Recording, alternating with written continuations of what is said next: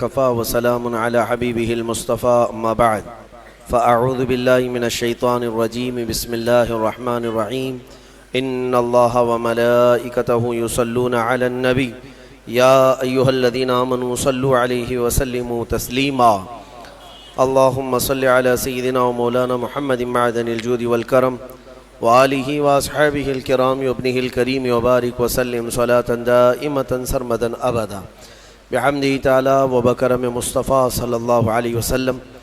آج کی شب میں قرآن عظیم کے 26 پارے مکمل ہو گئے۔ اللہ عز و جل بقیہ قرآن کے حصے کو صحیح تجوید سے پڑھنے اور آپ سب کو صحیح سماعت کرنے کی توفیق عطا فرمائے۔ میرے عزیزو، آج قرآن عظیم کی صورتوں میں سے سورۃ الاحقاف، سورہ محمد، سورہ فتح، سورہ حجرات اور سورہ قاف اور سورہ ذاریات، اتنی صورتیں آج ہم نے تلاوت کی ہیں۔ سورہ ذاریات کا کچھ حصہ، اس میں شروع میں جو سورۃ الاحقاف ہے اور اس کے بعد سورہ محمد ہے، میرے آقا صلی اللہ تعالیٰ علیہ وسلم کے نام پاک سے پوری سورہ آئی ہے اور آپ کا ذکر پاک بھی اس سورہ میں آیا ہے۔ اور اس کے بعد جو اہم بات ہے وہ سورہ فتح کی۔ اللہ تبارک و تعالیٰ نے اس میں بشارت دی اپنے حبیب پاک صلی اللہ علیہ وسلم کو، انا فتحنا لک فتحا مبینا، بے شک ہم نے آپ کو روشن فتح عطا کی۔ یہ کب کی بات ہے؟ کس فتح کی بات کی جا رہی ہے؟ یہ فتح مکہ کی بات ہے۔ حالانکہ 1 سال پہلے حضور پاک صلی اللہ تعالیٰ علیہ وسلم عمرہ کے لیے آئے، لیکن مکہ کے کفار و مشرکین نے آپ کو عمرہ کرنے سے روک دیا، مکہ میں اندر آنے نہیں دیا۔ 35 کلومیٹر دور ہی رسول پاک صلی اللہ تعالیٰ علیہ وسلم اور ان کے ساتھ تقریباً 1400 صحابہ تھے، سب کا راستہ روک لیا۔ یہ سن 6 ہجری کی بات تھی۔ یہ حدیبیہ کے مقام پر حضور صلی اللہ تعالیٰ علیہ وسلم کو روک دیا گیا۔ پھر اس کے بعد ایگریمنٹ ہوا، صلح ہوئی دونوں فریقین کے بیچ، مکہ والوں کے اور حضور پاک صلی اللہ علیہ وسلم کے۔ میں نے اس سے قبل بھی یہ صلح حدیبیہ کی بات آپ تک پہنچائی ہے اور میں نے شاید تفسیر میں بھی اس کو عرض کیا ہے۔ اس میں ایگریمنٹ میں یہ تھا کہ آپ اس سال عمرہ نہیں کریں گے اور احرام یہیں سے اتار کر کے واپس جائیں گے۔ بہت ساری اس میں شقیں تھی ایگریمنٹ میں جو لکھی گئی تھیں صلح نامے پر، وہ یہ تھی کہ مکہ سے اگر کوئی مدینے بھاگ کر کے آئے تو آپ اسے واپس ہمارے حوالے کریں گے، لیکن مدینے سے کوئی آیا ہمارے پاس تو ہم اس کو واپس نہیں کریں گے۔ یہ سب زور زبردستی والی شقیں تھی اور سب پر رسول کریم صلی اللہ تعالیٰ علیہ وسلم کو وہ صلح نامے پر دستخط کروا رہے تھے۔ ہو گئی صلح۔ نبی پاک صلی اللہ تعالیٰ علیہ وسلم کے صحابہ جو ہے کشمکش میں تھے کہ ایسے ان کفار و مشرکین سے دب کے کیوں صلح کی جا رہی ہے؟ کیا ہماری طاقت نہیں؟ جب ہم 313 تھے تب ان کے پرخچے اڑا دیے، آج ہم 1400 کی تعداد میں اور قریب آئے ہیں، ان کی اینٹ سے اینٹ بجا دیں گے، ان کے دانت کھٹے کر دیں گے۔ صحابہ میں جوش تھا لیکن منع تھا کہ جنگ کی غرض سے آئے نہیں تھے۔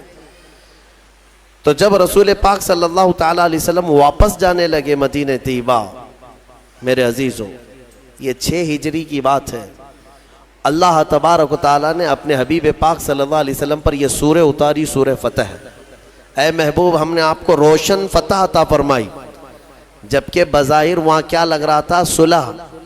دب کر کے صلح ہوئی، عمرہ کرنے نہیں دیے، مکہ جانے نہیں دیے، بیچ راستے سے واپس بھیج دیے، اور قرآن کہہ رہا ہے محبوب ہم نے آپ کو روشن فتح عطا کی۔ یہ کون سی فتح ہے؟ وہی 1 سال بعد ہونے والی فتح کی بشارت پہلے ہی میرے رب نے رسول کو عطا فرمائی تھی۔ 1 سال نہیں گزرا تھا، 7ویں ہجری پھر میرے آقا صلی اللہ تعالیٰ علیہ وسلم تشریف لائے۔ اللہ تعالیٰ نے اسی سورہ میں فرمایا لَتَدْخُلُنَّ الْمَسْجِدَ الْحَرَامَ إِنْ شَاءَ اللَّهُ آمِنِينَ مُحَلِّقِينَ رُؤُوسَكُمْ وَمُقَصِّرِينَ لَا تَخَافُونَ۔ اللہ فرماتا ہے ضرور ضرور اے حبیب آپ مسجد حرم میں امن و امان کے ساتھ داخل ہوں گے، آپ ضرور داخل ہوں گے، حلق کرائے ہوئے، یا قصر کرائے ہوئے، بالوں کو منڈائے ہوئے آپ مسجد حرم میں ضرور آئیں گے اور کسی بات کا آپ کو خوف نہیں رہے گا. یہ پہلے ہی اللہ تبارک و تعالیٰ نے فرمایا. جبکہ حالات کیسے تھے؟ کفار مکہ تنے ہوئے تھے، کوئی قریب آنے نہیں دیتا، لیکن میرے مولا نے وعدہ فرمایا کہ ضرور آپ مسجد حرم میں داخل ہوں گے امن و امان کے ساتھ. اور اللہ نے اپنا وعدہ سچ کر دکھایا. 1 سال میں ہی نبی مکرم صلی اللہ تعالیٰ علیہ وسلم اپنے صحابہ کے ساتھ پھر مسجد حرم میں داخل ہوئے. اس شان سے آئے کہ نہ جنگ و جدال نہ قتل و قتال، صرف نبی اکرم صلی اللہ تعالیٰ علیہ وسلم کی ہی مکہ میں دھوم تھی، بات چل رہی تھی، اور صحابہ اس دن بڑی خوشیوں میں تھے. اور میرے عزیزوں وہ دن بھی کون سا تھا؟ 20 رمضان المبارک کا تھا. رمضان کی 20 تاریخ کو مکہ مکرمہ کی فتح کا وہ عظیم دن ہے.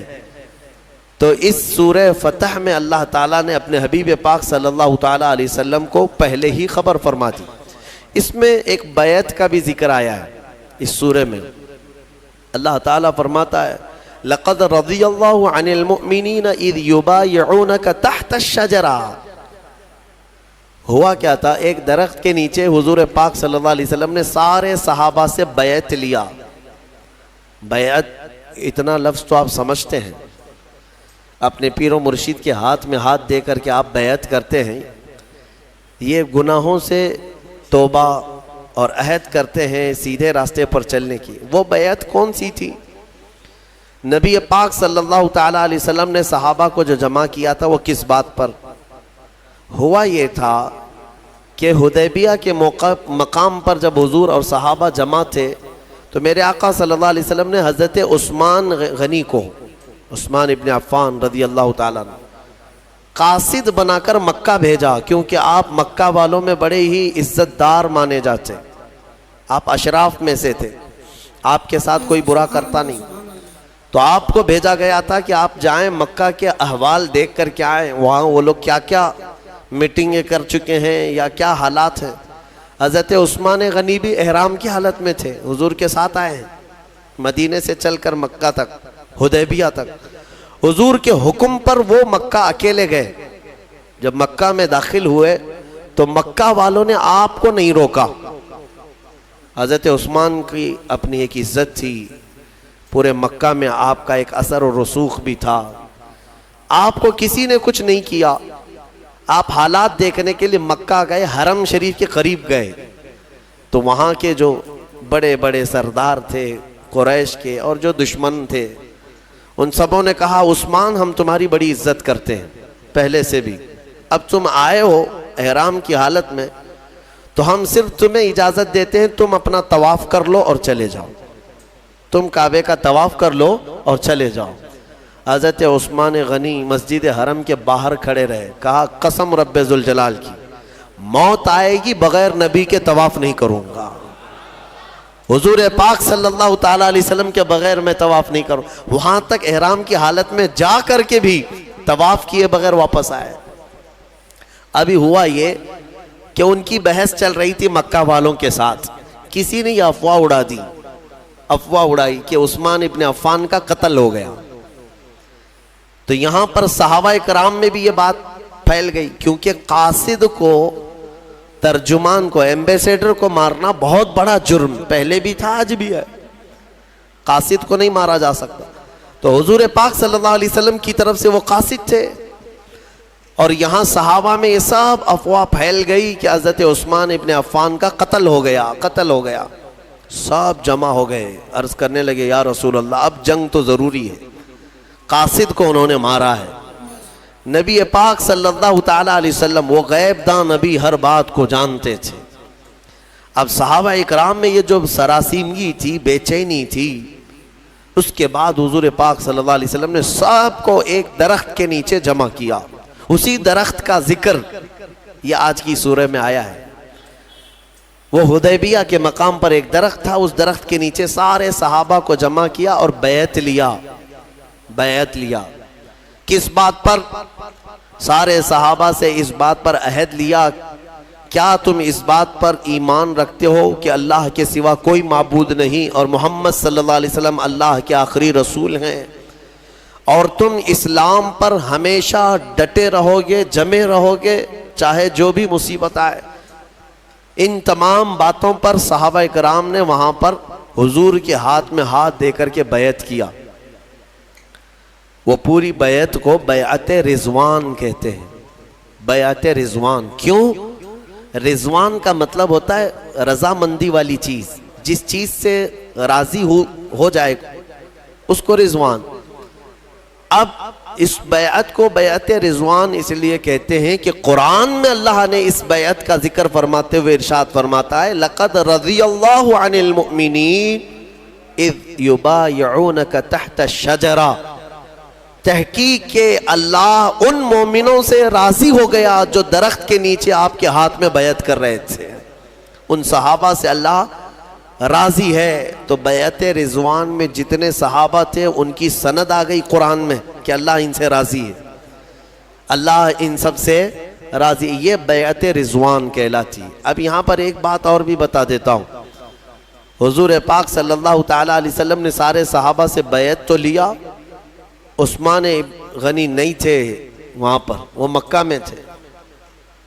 اب یہاں افواہ تو اڑی تھی کہ عثمان ابن عفان کا کیا ہوا ہے؟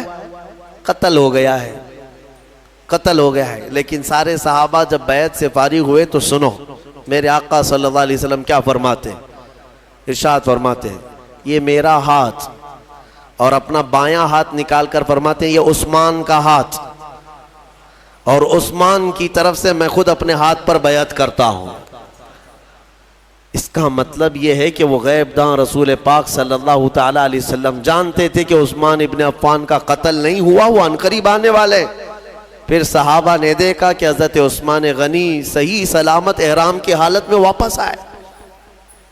پھر اس کے بعد آنے کے بعد پھر انہوں نے حضرت عثمان غنی نے اپنا ہاتھ پھر حضور کے ہاتھ میں دے کر بیعت کیا.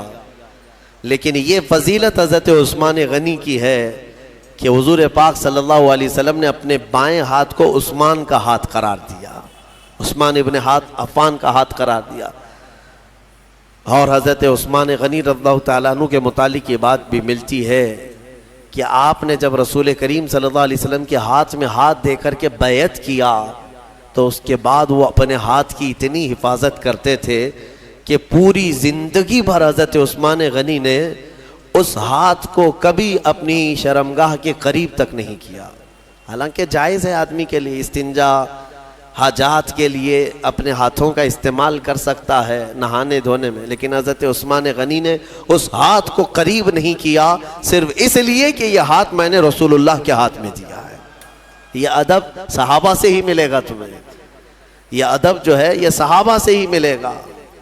عزیزان گرامی، اس سورہ فتح میں اللہ تعالیٰ نے آخری آیت میں ارشاد فرمایا محمد الرسول اللہ، محمد اللہ کے رسول ہیں. والذین معہ، اور جو ان کے ساتھ ہیں. کون ہیں وہ؟ صحابہ کرام. ان کی صفات اللہ تعالیٰ کیسے بیان کر رہا ہے؟ کون لوگ ہیں وہ جو ان کے ساتھ ہیں؟ اور ان کے ساتھ جو ہیں اشداء علی الکفار، کافروں پر بہت سخت ہیں، بھاری ہیں. رحماء بینہم، اور آپس میں بڑے نرم دل ہیں. مومنین کے لیے وہ نرم دل ہیں، دشمنوں کے لیے بھاری ہیں. تراہم رکعا سجدا، اللہ فرماتا ہے تم ان کو دیکھو گے ہمیشہ رکوع سجدے میں ملیں گے. یبتغون فضلا من اللہ ورضوانا، ہمیشہ اللہ کی رضا ڈھونڈتے رہیں گے. یہ صحابہ کی اللہ تعالیٰ صفات بیان کر رہا ہے. نبی کے ساتھ جو ہیں، بعض مفسرین نے فرمایا اس آیت میں 4 ٹکڑے ہیں. محمد الرسول اللہ کے بعد محمد اللہ کے رسول ہیں، اس کے بعد 4 ٹکڑے. والذین معہ، ایک ٹکڑا ہو گیا. اشداء علی الکفار دوسرا. رحماء بینہم تیسرا. تراہم رکعا سجدا چوتھا. اب کیا ہی بہترین نفیس تفسیر اس کی گئی ہے. فرماتے ہیں والذین معہ کا مطلب ہے اور جو ان کے ساتھ ہیں، اس سے مراد ابو بکر صدیق کی ذات ہے. دوسرا ٹکڑا ہے اشداء علی الکفار، کفار پر بہت بھاری ہیں، اس سے مراد عمر ابن خطاب ہے۔ رحماء بینہم، آپس میں بڑے نرم دل ہیں، اس سے مراد عثمان ابن عفان ہے۔ تراہم رکعا سجدا، تم انہیں ہمیشہ رکوع سجدے میں دیکھو گے، اس سے مراد حیدر کرار کی ذات۔ والذین یبتغون فضلا من اللہ ورضوانا، اور فرمایا اللہ، اور وہ ہمیشہ اللہ کی رضا ڈھونڈتے رہتے ہیں، اس سے مراد سارے صحابہ کی ذات ہے۔ سارے صحابہ کو یعنی طبقہ در طبقہ یہاں پر بیان کیا گیا ہے۔ عزیزان گرامی، اس سے میں صرف اتنا ہی کہنا چاہوں گا کہ یہ صحابہ کی صفت ہے کہ وہ دشمنوں پر بھاری تھے، آپس میں نرم دل تھے، لیکن یہاں الٹ نہ دیا گیا ہو، اس کو تبدیل کر دیا گیا ہے۔ یہاں اپنوں پر لوگ بھاری ہو گئے، دوسروں پر نرم ہو گئے بہت۔ ہاں، اپنوں کے لیے سخت لہجہ، سخت تیور، معاف نہ کرنا، اور دوسروں کے ہاں جی حضوری، چاپلوسی، تملق، نہ جانے کیا کیا چیزیں ہیں۔ میرے عزیز و صحابہ کی یہ صفات نہیں تھی۔ صحابہ اکرام رضوان اللہ تعالیٰ علیہ مجمعین میں اللہ کے نبی صلی اللہ علیہ وسلم نے ایسی محبت پیدا فرمائی تھی، ایسی آپس میں محبت پیدا فرمائی۔ قرآن ان کی تعریف میں فرماتا ہے کہ بے شک یہ رسول پاک صلی اللہ تعالیٰ علیہ وسلم کے صحابہ جب صف لگاتے ہیں، اللہ ان سے محبت کرتا ہے، جب یہ صف لگاتے ہیں تو ایسے کھڑے ہوتے ہیں جیسے سیسا پلائی ہوئی دیوار کھڑی ہے، کأنہم بنیان مرصوص۔ اللہ فرماتا ہے سیسا پلائی ہوئی دیوار کہ اس میں کوئی سوراخ نہیں ہوتا، کوئی توڑ نہیں سکتا سیسے کی دیوار کو۔ صحابہ اکرام کی صف کو اللہ فرماتا ہے ایسی مضبوط دیوار کی طرح ان کی صفیں ہوتی ہیں۔ ایسا اتحاد تھا ان کا، ایسی یونٹی دیکھنے کو نہیں ملے گی۔ حضور پاک صلی اللہ تعالیٰ علیہ وسلم نے ان کے دلوں میں جو محبت قائم فرمائی تھی۔ اور میں آپ کو بتاؤں، حضرت بلال اور حضرت ابو ذر، ان دونوں میں تکرار ہوئی بات بات میں۔ حضرت ابو ذر نے حضرت بلال کو اتنا کہا کہ ایک کالی ماں کے بیٹے، کیونکہ کالے تھے حضرت بلال، تو کالی عورت کے بیٹے، اتنا کہا حضرت بلال کو۔ یہ بات گراں گزری، حضور کے پاس آئے، کہا یا رسول اللہ صلی اللہ علیہ وسلم، مجھے ابو ذر نے اس طرح سے کہا ہے، کالی عورت کے بیٹے۔ نبی پاک صلی اللہ علیہ وسلم نے ان کو بلایا، ابو ذر، اور بلا کر کے کیا فرماتے ہیں کہ یا ابا ذر افیک الجاہلیہ، ابھی تک تمہارے اندر زمانے جہالت کی چیزیں باقی ہیں، ابھی تک زمانے جہالت کی چیزیں باقی ہیں۔ 3 بار میرے آقا نے فرمایا۔ اس کے بعد حضور پاک صلی اللہ تعالیٰ علیہ وسلم اپنے جلال کا اظہار کر کے چلے گئے۔ بس حضرت ابو ذر پر اتنا اثر ہوا، کہتے ہیں یہ کہ تکرار میں بات ہو گئی، لیکن ان صحابہ کا معمول کیا تھا، فوراً اس کے بعد آئے، حضرت بلال کا ہاتھ پکڑتے ہیں، کہتے ہیں مجھ سے خطا ہوئی، بات چیت میں نے تم سے زیادتی کر دی، لہٰذا مجھے تم معاف کر دو، معاف کر دو۔ بار بار وہ حضرت بلال کو پکڑنے لگے، اور اس کے بعد کیا کہتے ہیں پتہ ہے، اے بلال، اب میری روح کو اس وقت تک قرار نہیں آئے گا جب تک تم اپنا یہی کالا پیر میرے چہرے پر نہ روند دو۔ میں نیچے سو جاتا ہوں، تم اپنا پیر میرے چہرے پر رگڑو، میں نے تمہارے ساتھ کیسی زیادتی کی۔ حضرت بلال نے ان کو اٹھا لیا، سینے سے لگا لیا، کہا پیر کیسے رکھا جا سکتا ہے؟ میرے عزیزو، یہ جو ان کی محبتیں تھی نا، یہ معاشرے کی، یہ میرے آقا صلی اللہ تعالیٰ علیہ وسلم کا حسین معاشرہ۔ یہاں دوسروں کی بات تو چھوڑے، سگے گھر کے اندر نفرتوں کی دیواریں۔ جب مادہ پرست ہو جاتے ہیں لوگ، دنیا پرست ہو جاتے ہیں، تو یہ محبت ختم ہو جاتی ہے، اس کے سامنے صرف اور صرف اسباب دکھائی دیتے ہیں۔ مال والا ہے تو میرا ہے، نہیں ہے تو میرا نہیں ہے، مجھے وہ سلام کرتا ہے تو میرا ہے، نہیں ہے تو میرا نہیں ہے۔ ایمان کی اللہ کے حبیب صلی اللہ علیہ وسلم نے ایک صفت یہ بھی بیان فرمائی مومنین کی، مثل المؤمن کمثل جسد اذا اشتکى عضو تداعى له سائر الجسد بالسہر والحمى۔ حدیث پاک ہے، حضور صلی اللہ تعالی علیہ وسلم فرماتے ہیں مومنوں کی مثال ایسے ہی ہے جیسے ایک جسم کی طرح، اگر ایک عضو کو تکلیف ہو گئی، جسم کے ایک پارٹ کو تکلیف ہو گئی تو پورا جسم درد کرتا ہے، بخار آ جاتا ہے. ارے ٹھوکر انگوٹھے پر لگ جائے سر درد کرنے لگ جاتا ہے، بخار آ جاتا ہے جسم میں. ایک رونگٹا بھی تمہارا اکھڑ گیا تو دیکھو، ایک پھنسی آ جائے تمہارے چہرے کے اوپر سر درد کرنے لگ جاتا ہے. تو جسم کے سارے پارٹ ایک دوسرے سے جڑے ہوئے ہیں. ٹھوکر پیر کی انگلی کو لگے لیکن درد پورے جسم میں ہوتا ہے. میرے آقا صلی اللہ علیہ وسلم نے فرمایا مومنوں کی مثال یہی ہے، ایک مومن کو تکلیف ہو تو سارے مومنوں کو اس کا درد ہونا چاہیے، بے قراری ہونا چاہیے.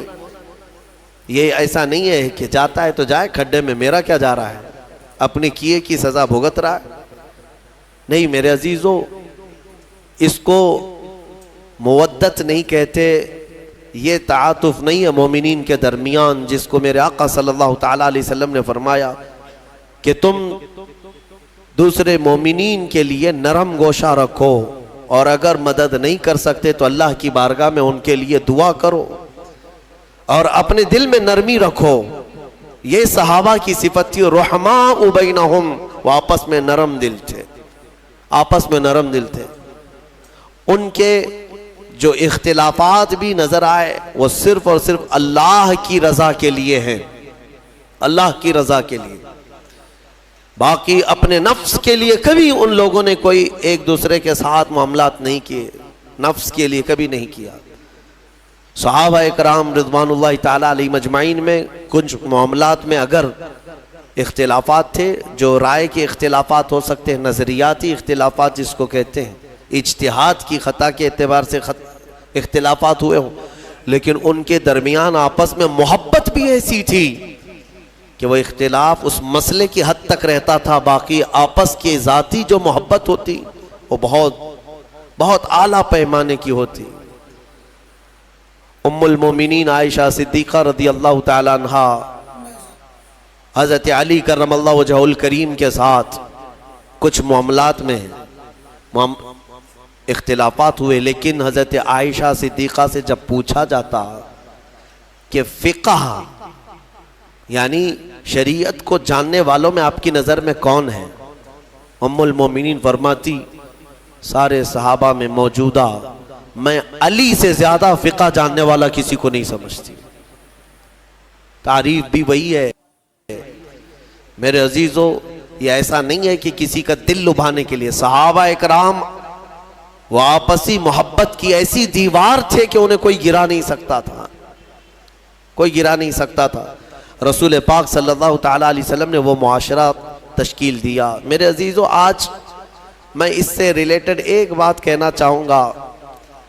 کسی مسئلے سے اختلاف ہو جائے تو اس مسئلے کی حد تک اس کو رکھا جائے، یہ نہیں کہ اس کے باپ دادا پر چڑھائی کی جائے.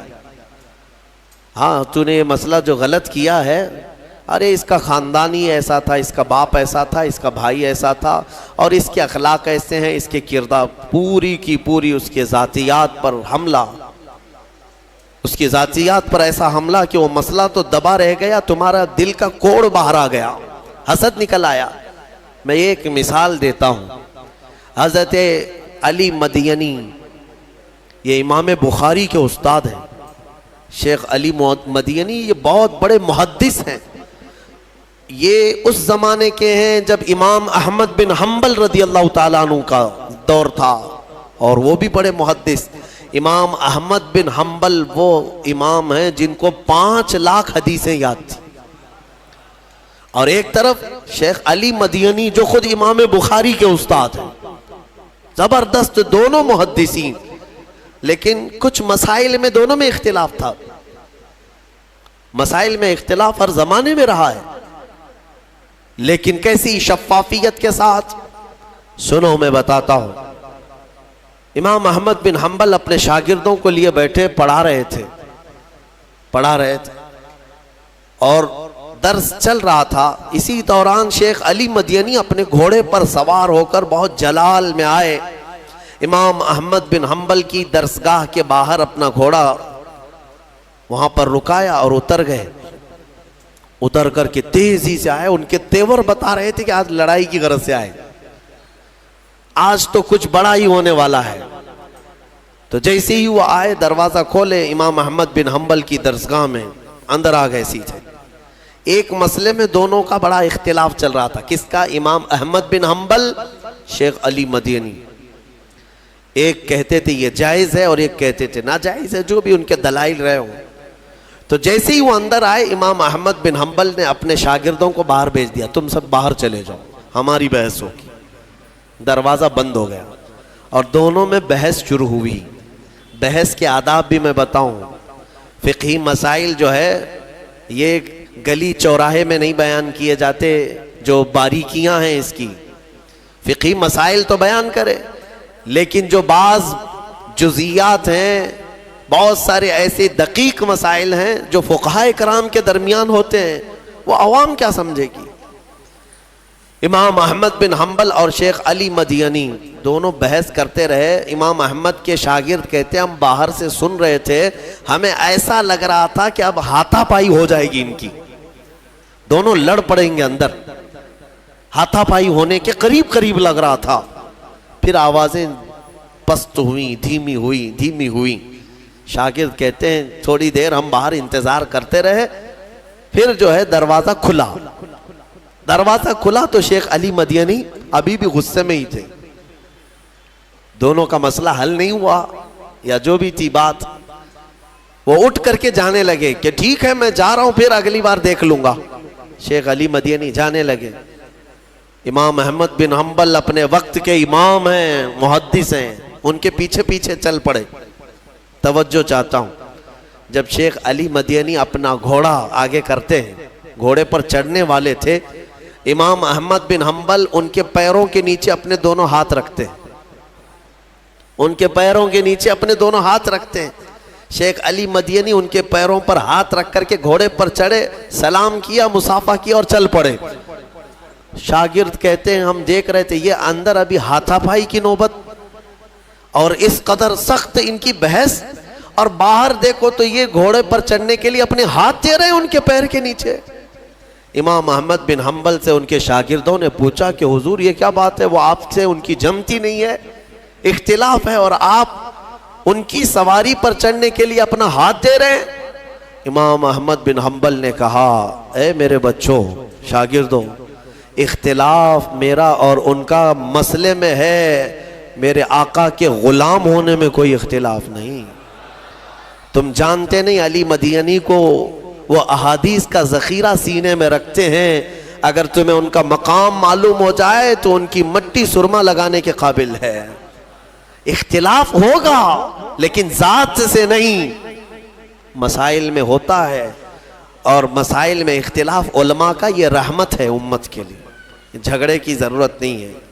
اسی لیے میں عوام کو یہ میسج دینا چاہتا ہوں, بڑے بڑے فقہاء کرام کے درمیان اگر اختلافات کسی مسئلے میں آئیں تو تم جو ہے اس میں رائے مت دینا, 30 مارکاں بنے رہتے ہو. تمہیں کون اجازت دیا ہے؟ علماء کو ناپ رہے ہو, یہ چھوٹا ہے وہ بڑا ہے, یہ محقق چھوٹے ہیں وہ محقق بڑے ہیں. تمہیں پیمانہ بھی معلوم نہیں ہے. ان مسائل میں ان کو دوش نہ ٹھہرائیں اور نہ ہی ان کے خلاف بیان بازیاں کریں. یہ امت کے لیے اللہ تعالیٰ نے علماء با عمل صالحین علماء کا اختلاف امت کے لیے اللہ نے رحمت قرار دیا ہے, رحمت ہے. بہرحال یہ اس آیت سے میں آپ کو یہی بتانا چاہوں گا, صحابہ کی صفت کو اپناؤ, وہ کفار پر سخت تھے اور آپس میں نرم دل تھے, آپس میں نرم دل ہیں. اور ایک حدیث میں بتا کر کے ختم کرتا ہوں اس آیت کی تفسیر کو. اللہ کے نبی صلی اللہ علیہ وسلم فرماتے ہیں قیامت کے دن اللہ تعالیٰ کچھ ایسے لوگ ہوں گے جب چلچلاتی ہوئی دھوپ پریشان کر رہی ہوگی, سورج کی تمازت, گرمی, وہاں کسی کو سایہ نہیں ہوگا, لیکن کچھ لوگ ایسے ہوں گے جن کو اللہ اپنے عرش کا سایہ عطا کرے گا. عرش کا سایہ کچھ لوگوں کو ملے گا. وہ کون لوگ ہیں؟ 7 قسم کے لوگ میرے آقا نے گنائے. اس میں جو ابھی حاضر موضوع ہے وہ میں عرض کرتا ہوں. میرے آقا فرماتے وہ شخص جو صرف اللہ کے لیے کسی سے محبت کرتا ہے اور اللہ کے لیے کسی سے دشمنی کرتا ہے، اس کی دوستی اور دشمنی صرف اللہ کی لیے ہے، تو میرے آقا فرماتے ہیں کل قیامت کے دن اللہ اس کو عرش کا سایہ عطا فرمائے۔ تم یاد رکھنا، کسی سے اگر تمہاری دشمنی ہوئی ہے تو کس بات پر، وجہ ڈھونڈ لینا، میرا اس سے ٹکراؤ ہوا ہے، میری دشمنی ہوئی ہے، وجہ کیا ہے؟ جائیداد ہے، مار پیٹ ہے، مجھے گالی دیا ہے، کس بنیاد پر؟ ریزن تلاش کر لینا، اس کے بعد پتہ چل جائے گا کہ تمہاری دشمنی کس بیس پر ہے۔ ہاں اگر کسی سے تمہاری دشمنی اللہ اور اس کے رسول کے لیے ہے تو ٹھیک ہے، اس پر تمہیں اجر ہے، بلکہ وعدہ ہے قیامت کے دن۔ اور محبت بھی دیکھ لینا، کسی سے تم محبت کر رہے ہو تو کیوں کر رہے ہو؟ کسی سے تم قریب ہوتے جا رہے ہو، اس کی محبت میں فدا ہو تو کیوں ہو؟ یہ توجہ کرنا، ریزن تلاش کرنا، اس سے محبت اس کی خوبصورتی سے کر رہا ہوں، یا اس کے پیسوں کی وجہ سے، یا بڑے منصب والا ہے، یا پھر جو ہے کلاکار ہے، کس وجہ سے اس سے میں محبت کر رہا ہوں؟ ریزن تم بھی ڈھونڈ لینا۔ ہاں اگر یہ لگے کہ اس سے محبت میں اس لیے کر رہا ہوں کہ اس کے پاس آنے سے مجھے اللہ کی قریب ہونے کا جذبہ پیدا ہوتا ہے، اور اللہ کی وجہ سے میں اس سے محبت کر رہا ہوں، میرے نبی کی وجہ سے محبت کر رہا ہوں، تو تمہارے لیے اجر ہے، فضیلت ہے۔ اللہ تبارک و تعالیٰ اس صفت پر ہمیں قائم ہونے کی توفیق عطا فرمائے۔ اور سورہ حجرات کی بات میں عرض کر دیتا ہوں، کیونکہ اسے چھوڑنا ہماری آج کی تفسیر بالکل نامکمل ہے۔ اللہ تعالیٰ فرماتا ہے سورہ حجرات کی شروع کی ہی آیتیں بارگاہ مصطفیٰ کے ادب کے لیے آئی۔ یا ایھا الذین آمنوا لا تقدموا بین یدی اللہ ورسولہ، اے ایمان والو اللہ اور اس کے رسول سے آگے مت بڑھنا، آگے مت بڑھو، اللہ سے ڈرتے رہو۔ دوسری آیت ہے یا ایھا الذین آمنوا لا ترفعوا اصواتکم فوق صوت النبی، اے ایمان والو نبی کی آواز پر اپنی آوازیں بلند مت کرو۔ حضور کے دربار میں بلند آواز سے اگر بات کرو گے تو کیا ہوگا بتاؤ؟ اللہ فرماتا ان تحبط اعمالکم وانتم لا تشعرون، تمہارے سارے اعمال ضائع کر دیے جائیں گے، تمہیں خبر بھی نہیں ہوگی۔ حضور کے دربار میں بلند آواز سے بات کرنے کا یہ گناہ ہے، یہ سزا ہے۔ اور اللہ فرماتا ہے وَلَا تَجْهَرُوا لَهُ بِالْقَوْلِ كَجَهْرِ بَعْضِكُمْ لِبَعْضٍ، اور نبی کو ایسے مت پکارو جیسے آپس میں ایک دوسرے کو پکارتے ہو، جیسے ایک دوسرے کو پکارتے ہو، اے احمد، اے عبداللہ، اے خالد، یہ آپس میں پکارنے کے طریقے ہیں۔ اسی لیے فقہاء کرام نے فرمایا نبی کو کبھی یا محمد کہہ کر مت پکارو، آپس میں پکارنے کی طرح نہیں۔ جب بھی رسول کو پکارنا ہو یا حبیب اللہ، یا نبی اللہ، یا رسول اللہ، حضور کے القاب سے پکارو، نام سے ڈائریکٹ پکارنے کی ممانعت ہے۔ اعلیٰ حضرت رضی اللہ تعالیٰ عنہ نے فرمایا میرے عزیزو یہ بارگاہ رسول کے آداب، یہ آیت کب اتری میں آپ کو بتا دیتا ہوں۔ ایک صحابی تھے حضرت قیس، کم سنتے تھے، کانوں سے اونچا سننا جس کو کہتے ہیں، کم سنائی دیتا تھا، اور جس کو کم سننے کی عادت ہوتی ہے وہ اونچا بولتا ہے، یعنی بہت زور سے بولتا ہے، اس کو پتہ نہیں ہوتا کہ آواز کتنی نکل رہی۔ کانوں میں ایئر فون لگائے ہوئے آدمی کو دیکھو کیسے بات کرتا ہے، اس کو ایسا لگتا ہے کہ میری بات سب سن نہیں رہے ہیں، اسی لیے چلاتا رہتا ہے۔ تو جس کے کانوں میں عذر ہو وہ زور سے بولتا ہے۔ تو حضرت قیس یہ صحابی مجلس میں بیٹھتے ہیں، جب صحابہ کے ساتھ حضور پاک صلی اللہ علیہ وسلم سے کوئی بات ان کو پوچھنا ہوتی تو زور سے پوچھتے، کیا کہا یا رسول اللہ آپ نے؟ حالانکہ وہ ان کا عذر تھا، عذر تھا، مگر رب ذوالجلال کو یہ ادا بھی پسند نہیں آئی۔ عذر ہو تب بھی اللہ نے آیت نازل فرمائی میرے نبی کے دربار میں آؤ تو بلند آواز سے بات مت کرو ورنہ تمہارے اعمال ضائع ہو جائیں گے۔ اس صحابی کو جب خبر ہوئی کہ یہ آیت ان کے ہی لیے اتری، بہت روئے، بہت روئے، اپنے گھر میں مقید ہو گئے، مجلس میں آنا ہی چھوڑ دیے کہ میں جاؤں گا بے ادبی ہو جائے گی حضور پاک کے دربار کی، میرے سارے اعمال ضائع ہو گئے، سارے اعمال۔ پھر دوسری آیت نازل ہوئی، اللہ نے فرمایا ان الذین یغضون اصواتهم عند رسول اللہ، بے شک وہ لوگ جو اللہ کے رسول کے سامنے اپنی آوازیں پست کر لیتے ہیں، یعنی دھیمی کر لیتے ہیں، اللہ فرماتا ہے یہ وہ لوگ ہیں جن کے دلوں کو اللہ نے تقوی کے لیے چن لیا ہے۔ لہم مغفرۃ واجر عظیم، اللہ کی ان کے لیے مغفرت ہے اور اجر عظیم ہے، ان کی معافی کا پروانہ بھی آ گیا، ان کی توبہ کی قبولیت کی بشارت بھی آ گئی۔ میرے عزیزو اندازہ کرو عذر ہونے کے بعد بھی حضور کے دربار میں بلند آواز سے بات کرنے کی اجازت نہیں، تو پھر عام لوگ اگر حضور کی بارگاہ میں چلائیں تو یہ کس قدر بے ادبی ہے۔ یہاں تک کہ فارسی کا یہ مشہور شعر آپ نے سنا ہوگا، ادب گاہیست زیر آسماں از عرش نازک تر، نفس گم کردہ میاں آیت جنید و بایزید جا۔ لوگوں، آسمان کے نیچے زمین پر ایک ادب کی ایسی جگہ ہے جہاں پر جنید بغدادی اور بایزید بسطامی جیسے اولیاء بھی آتے ہیں تو اپنی سانسوں کو بھی روک لیتے ہیں، سانسوں کو روک لیتے ہیں حضور کے روضے کے بعد، کہ نکلنے والی سانسوں کی آواز سے میرے آقا کے روضے کی بے ادبی نہ ہونے پائے۔ آج بھی بہت سارے لوگ زیارت کے لیے جاتے ہیں، ہم نے دیکھا ہے، ایک ہاتھ میں چپل ہے، ایک ہاتھ میں ویڈیو ہے، فون، حضور پاک کے روضے کی زیارت کرنے آ رہے ہیں۔ میاں یہ کوئی پکنک پوائنٹ نہیں ہے، یہ کوئی اس طرح دل بہلانے والی جگہ نہیں ہے کہ تم جس انداز سے وہاں پر کھڑے ہو کر کے بے ادبی کر رہے ہو۔ کیا تمہارا یہ عقیدہ ختم ہو گیا کہ رسول پاک صلی اللہ علیہ وسلم اپنی قبر میں زندہ ہیں؟ نبی پاک صلی اللہ علیہ وسلم اپنے غلاموں کو دیکھ رہے ہیں۔